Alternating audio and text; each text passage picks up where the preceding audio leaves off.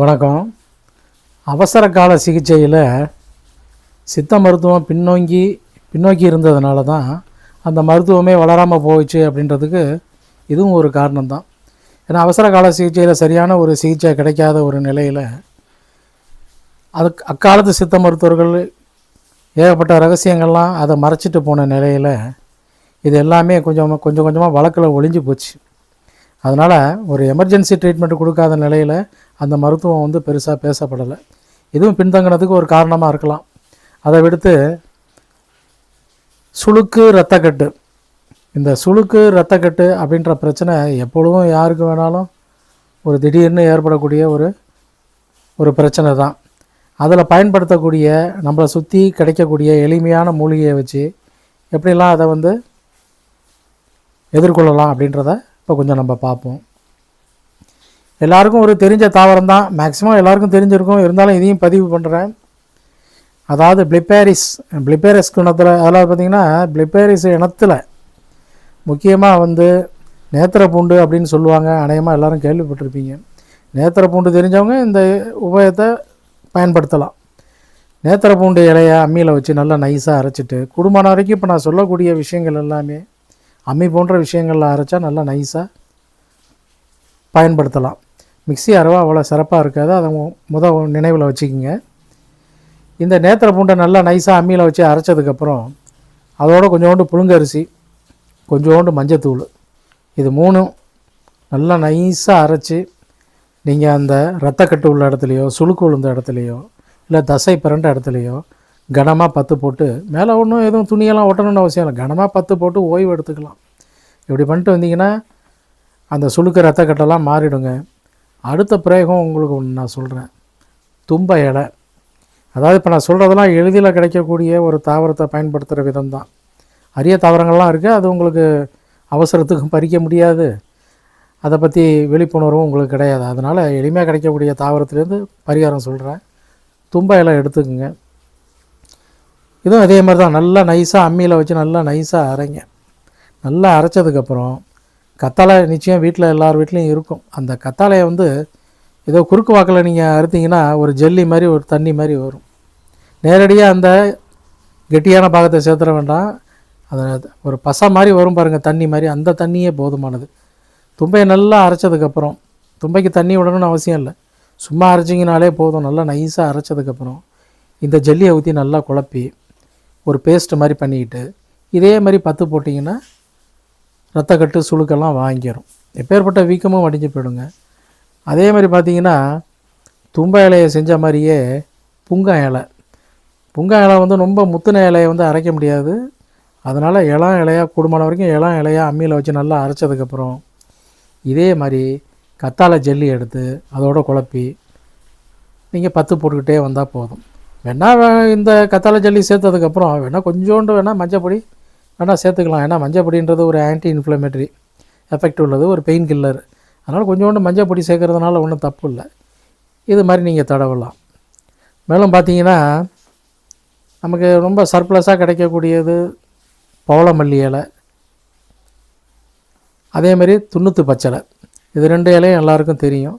பவளமல்லி இலையும் துண்ணூற்று பச்சலையும் தண்ணியில் போட்டு நல்லா கொதிக்க விடுங்க. கீழே இறக்கி கொஞ்சோண்டு உப்பு போட்டுட்டு அதில் ஒரு வெள்ளையான காட்டன் துணியை, அதாவது நைலானு இந்த மாதிரிலாம் ரேயான் துணியெல்லாம் யூஸ் பண்ணக்கூடாது, காட்டன் துணி தான் யூஸ் பண்ணணும்.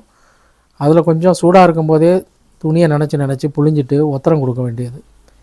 இந்த தண்ணியாலேயே நல்லா காப்படம் கொடுங்க. ஓரளவு சூடு ஆறினதுக்கப்புறம் அந்த தண்ணியை ஊற்றி அது மேலே ஒரு ஃபர்மெண்டேஷன் மாதிரி பண்ணிவிடுங்க. அதுக்கப்புறம் காஞ்சதுக்கப்புறம் சும்மா ஒரு விளக்கெண்ணெய் மட்டும் மேலே லேசாக தடவுனா போதும்.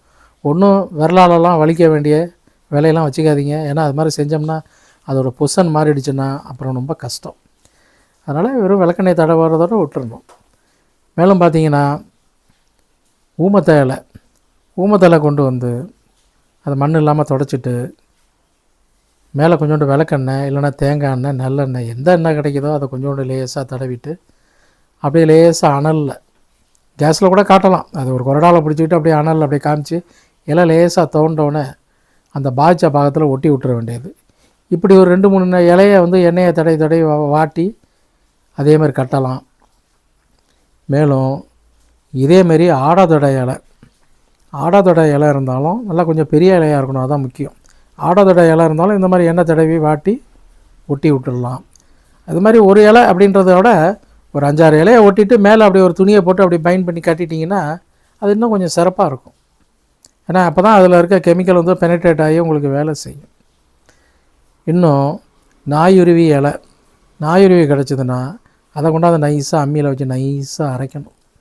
நல்லா அரைச்சதுக்கப்புறம் அதோட கொஞ்சோண்டு புழுங்கரிசி, மஞ்சள் அதையும் சேர்த்து திருப்பியும் தண்ணியை தெளித்து நைஸாக அரைச்சி அதை வலித்து பத்துவும் போடலாம். அதை போட்டால் ரத்தக்கட்டு, சுளுக்கெல்லாம் வேகமாக வாங்கும். இன்னும் இதையும் தாண்டி ஒவ்வொரு தடையும் நம்ம தேடி தேடி எடுத்து செய்ய வேண்டியதாக இருக்குது அப்படின்னு நினைக்க வேண்டியதில்லை. ஒரு 2-3 நாளைக்கு தடவுனா தான் இந்த பிரச்சனை தீரும் அப்படின்னு நினைக்கிறவங்க 2 நாளைக்கு வச்சுக்கிற மாதிரி இன்னொரு 10 ஒன்று சொல்கிறேன். கழிச்சு கொட்டை எல்லா இடத்துலையும் இப்போ குடும்பம் வரைக்கும் எல்லா குடும்பங்களையும் கழிச்சு கொட்டை வச்சுருப்பாங்க. அது பல யூஸ் இருக்குது. கழிச்சு கொட்டையை உடச்சி உள்ளுக்குள்ளே இருக்க பருப்பை எடுத்து அம்மியில் வச்சு தண்ணியை தெளித்து அரைக்கும் போது ஒரு கைப்பிடி அளவுக்கு நல்ல கொஞ்சம் சாஃப்டான வேப்பலை, ரொம்ப முத்தின இலையெல்லாம் அரைக்க வராது, நாராக இருக்கும். கொஞ்சம் இளம் கொழுந்த இலையை வேப்பலையை வச்சு நல்லா நைஸாக அரைச்சிருங்க. நல்லா அரைச்சி கரைஞ்சதுக்கப்புறம் மசிஞ்சதுக்கப்புறம் ஒரு 5-6 வெத்தலையும் இதோடு போட்டு நல்லா நைஸாக அரைச்சிருங்க. கடைசியாக ஒரு ஸ்பூன் மஞ்சள் பொடியும் போட்டு நல்லா அரைச்சிருங்க. இதை அப்படியே வலித்து ஒரு பாத்திரத்தில் அப்படியே ஒரு கரைச்சி அப்படி சட்னி மாதிரி எடுக்க வேண்டியது தான். எடுத்து கரைச்சி அடுப்பு ஸ்லிம்மில் வச்சு அப்படியே கிண்டிக்கிட்டே இருக்கணும். கிண்டிக்கிட்டே இருந்து தண்ணி சத்தெல்லாம் அப்படி கருக விட்டுறக்கூடாது, அதுதான் ரொம்ப முக்கியம். இதுக்கெல்லாம் கை பாகம் இருக்குது.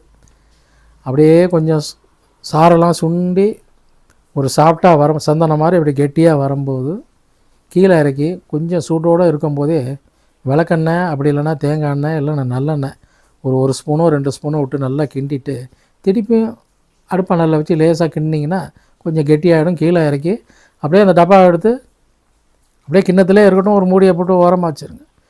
அப்பப்போ சூடு பண்ணணுன்னு அவசியம் இல்லை, அது பேஸ்ட்டு மாதிரி களிம்பு மாதிரி இருக்கும். ஏன்னா காயாது, எண்ணெய் இருக்கிறதுனால அப்பப்போ வலித்து தடவிக்கிட்டே வர வேண்டியது தான்.